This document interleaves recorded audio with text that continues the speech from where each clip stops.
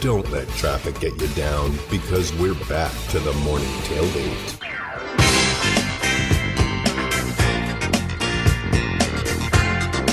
Welcome back to the Morning Tailgate on a Funk Tuesday. It's Raider Nation Radio. Clay Baker, Vinny Bonsignor, Heidi Fang, all with you today as we, thanks again to Jason Fitz for coming on from ESPN. But we want to get to this next guest very, very quickly. It's very rare you get a chance to talk to an NFL Hall of Famer, 5-time All-Pro, 6-time Pro Bowler. But Terrell Owens is here with us today, and it's really exciting to have you on, Terrell, as well as your agent, Gregory Daniel, is here with us because we wanted to ask you a couple questions. Thank you for joining us. Good morning to you. How are you? I'm good, man. How are you doing? Hey, very good, thank you. And it's awesome to have you on. And I just got to ask you, because we have been noticing all the Instagram posts that you've been putting on for a while now, and it's full of workout drills and performance. And you're trying to prove that you still have what it takes to still play again in the NFL, and that's fascinating to us. What do you say to those who probably feel like you should remain retired, but then again, you're showing us all the work that you feel like should put you to the next level? Well, I've never really gone with the beat of what someone else thought. I think when you look at my body of work, I've often said that it speaks for itself. Number one, I know I can still play. That's not in question. Over the years, a lot of people have been saying that I couldn't take a hit, this and that, and the other. I played in the FCF. I dispelled that. I played 8 weeks. I got tackled, got hit, I got ran into the wall, all those types of things. And then when you talk about the speed, obviously, which is needed for the game that, obviously everybody loves and watches, and the game that I played for 15 years, I still have that. I dispelled the notion that I couldn't run. Racing 2 guys a few months back and running under a 4.5. So at the end of the day, it's all about, an opportunity, doing something that obviously that hasn't been done. That's not the main reason, but to obviously help a team that's on the cusp, on the brink of making it to the playoffs. When you think about red zone, that's where I would be a valuable and a viable asset to any team that needs a caliber receiver like myself. And we're with your agent as well as Gregory Daniels who's with us. And Gregory, what is it like when you go and you talk to other teams? What are the responses or conversations that are happening with other coaches and GMs when they want to know, like, is T.O. serious about playing again? Yeah. Thanks, and thanks, Clay. And first and foremost, I wanted to say quickly, since we're on with Las Vegas, a special thank you to Mark Davis, the owner of the Raiders. I'm from San Antonio, so it meant a lot that he reached out across state lines and donated millions towards that tragedy in Uvalde. So wanted to say that real quick. But to answer your question, sir, the response has been very positive. Everybody respects what he's done in his career. Everybody respects the work ethic he's done and continues to do. The difficulty has been overcoming assumptions. So when we have those conversations, it's great. But when we're not able to, the assumption is, hey, he's going to come in and wants to start over all these young receivers, and that's not the case. The intent is actually just to allow him to do and fit in wherever they want him to, and actually be able to be in a position to mentor some of those young receivers in real time. So that's been the response. It's been a positive one. So that's why we just wanted to get out here on the airwaves and in public and be able to talk to those GMs in a manner to let them know, like, hey, he's ready. He's able to do it. We want to fit in. We just want to be able to take the organization to the next level wherever he may end up. And first of all, Terrell, just a tip of the cap, because you look fantastic. It comes across on the video. You're in tremendous shape, and that takes work ethic, and it takes dedication, and especially where you are in terms of the age. So congratulations to you for just being in this position. You look great. I got to ask you this. When you look at today's style of football, a lot of the rules now kind of favor the offense. A lot of the way that things are structured offensively, it's for a passing game. It's for a wide receiver like yourself. How much damage do you think you still can do in today's style of football? Well, I'm glad you mentioned that, because that makes this situation all that more enticing, inviting, and encouraging to know that I can play. At the end of the day, when you think about, like I said, when you talk about the speed of the game, you think about what you just mentioned, the rules of the game, and how it's not as, the physicality is not really there when it comes to defensive backs, taking hits off defensive players, things of that nature. Again, I'm salivating at the opportunity, obviously, to get on the field to do that. As you mentioned, I've been keeping myself in shape. I'm one of those guys that relish the moment to make something happen. In order for something amazing to happen, then you have to prepare yourself to do that. I've always kept myself in pretty decent shape. So, again, when you think about the opportunities and the number of plays, like I said, bringing someone in like myself, a veteran, to come in and play those plays, I know that I can do that. You look at what Eric Weddle did with the Los Angeles Rams, last year to help them win the Super Bowl. Again, he was obviously sitting on the couch for a couple of years. Again, we're not same players. We all know that. You can compare the two resumes, but he plays defense, I play offense. So I know that I can get open. It's a matter of, like I said, being given the opportunity, being put in the right situation with the team, organization. And like I said, there's a number of teams, especially with the amount of injuries that are mounting up, especially at the receiver position. You look at the San Francisco 49ers, my former team. They had a big scare with almost losing Deebo Samuel. We'll have to see how that pans out. Again, there's a number of other teams out there as well that obviously could use my services. Would you be willing to go on the practice squad of a team? Oh, yeah, absolutely. I mean, again, it's being on a practice squad is equivalent to a 10-day contract in the NBA.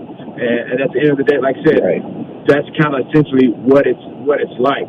So as far as that is concerned, I don't have a problem doing that. I just want to be able to come in and, like I said, this year be able to help a team, like I said, get them to where they want to be. Obviously, the Raiders, again, they're on the cusp. They're still in the mix. You look at Devontae Adams. You can't tell me, obviously, losing their tight end Waller and him being the main guy, the main focus, that I couldn't be a viable option to come and alleviate a lot of the pressure, again, the double teams that he's facing every week. I was looking at an article from CBS Sports that said a day after your birthday that you had spoken to the 49ers and contacted Jed York as well about a potential reunion there.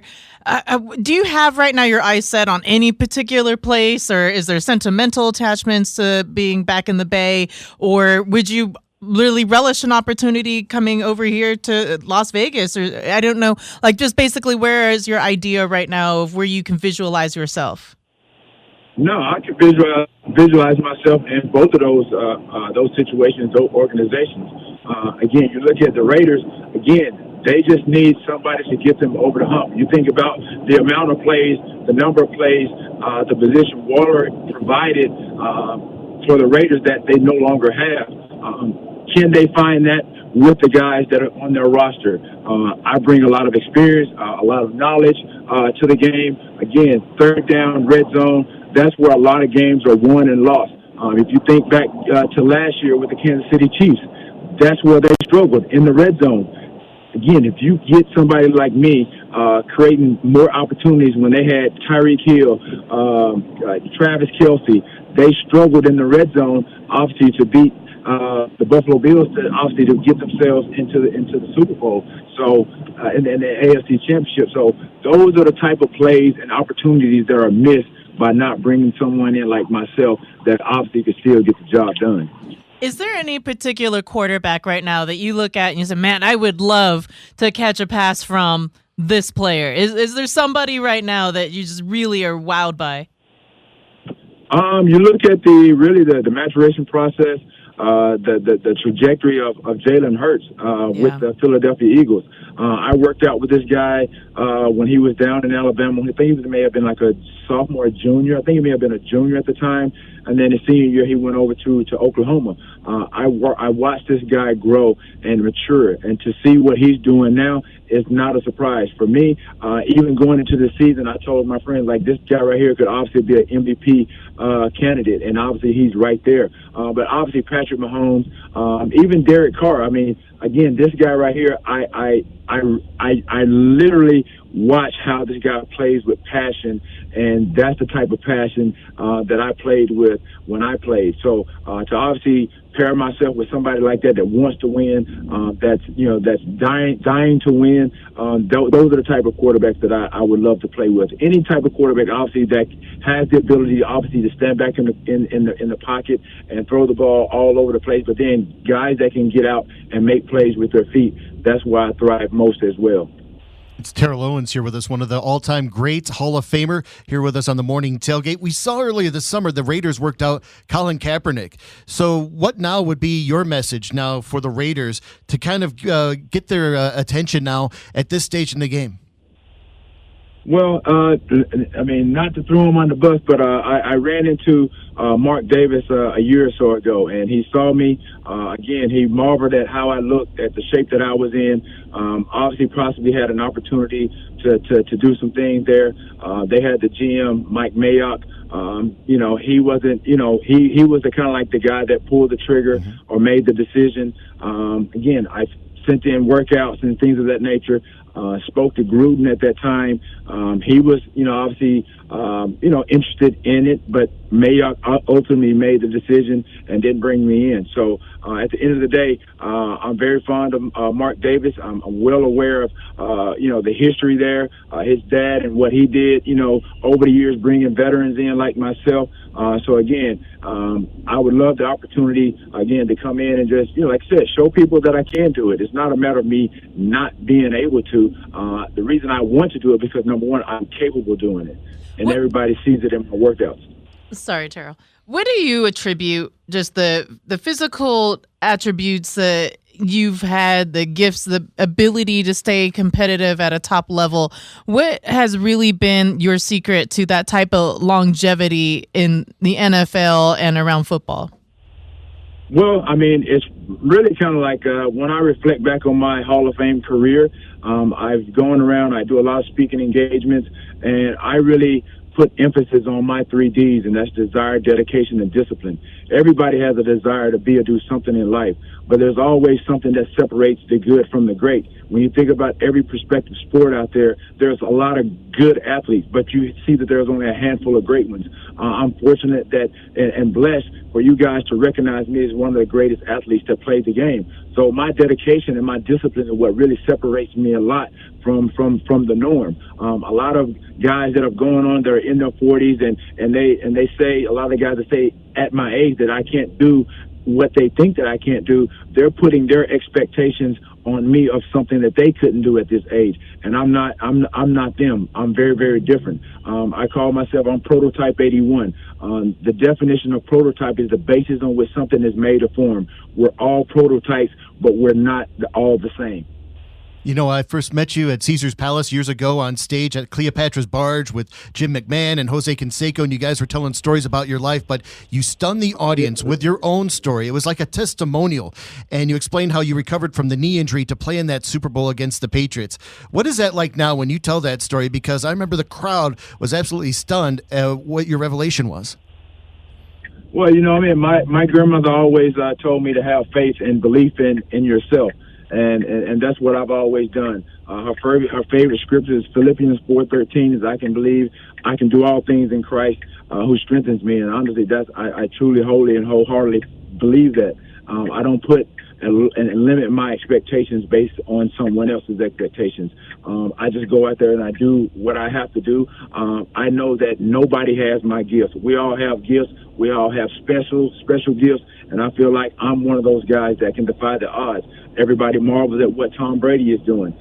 Again, at the end of the day, I would be able to do those same things, and people will see that body of work put on display given the opportunity. And at the same time, being able to go in and help mentor and help shape and help groom receivers that are up and coming, that's something that I feel like being on the squad, being able to contribute and helping them on an everyday basis, help those guys become who they need to become.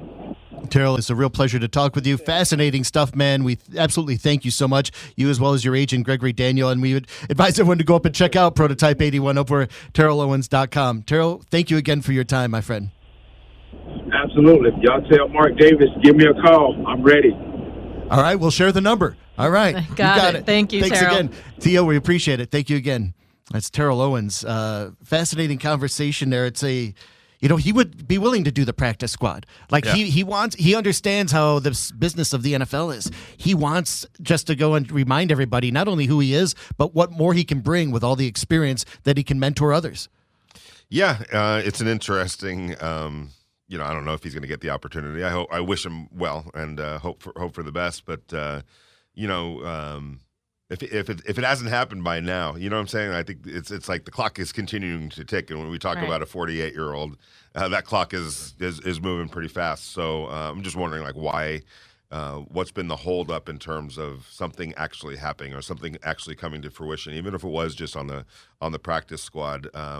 He's 48 now. He just had his birthday 49. Birthday last week. Obviously, that's the biggest part of it. But he needs a tryout. He needs somebody to go and see, like, at a level where all right, what do you still possess now? Because he's right. There's a lot of attrition at the wide receiver position. Could you add something now? Because Hall of Famers like him did bring a lot to the game. And I remember how great he was on third downs, going across the middle. Little stuff like that is stuff that kind of gets lost by the wayside as you continue on. And those are the best. Those are the best receivers. The problem is that was when the last time he played in a game where I think a stat was recorded in the NFL's 2010 against the Bengals. Yeah. I mean, as a Bengal, excuse me. Yeah. I'd like to see if we could call up his stats from the league that he played in, previously. But here's my thing: he was just involved, and I was reading about this because of the prep for the interview in like a 3 or 4 player trade that happened in 2022 with the fan-controlled football league. I think it was called FCS or something. Yeah, like that. I wrote it down in Scribble. Sorry. Yeah, it was like, and I'm sure every NFL, there were scouts from every team that looked at it and watched them and have to this point, passed on that. So like I said, he looks fantastic. He looks tremendous. We've been watching him on the commercials and some of the videos and. I guess the question is, can he still perform at this level? I don't recall any NFL Hall of Famer ever saying, I want to get back and play.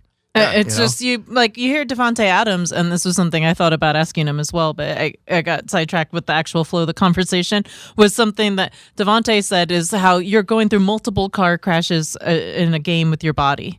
And that's why I was talking about longevity. Like, what does it take for you to be able to preserve that and not just preserve your physical health, but to persevere through it because you are putting yourself in such compromising physical situations constantly throughout the course of a 60-minute football game. Yeah, and here's the thing. I don't think he's doing it for any personal glory or out of ego or even really for money. I just think he truly feels like he can still play and still contribute.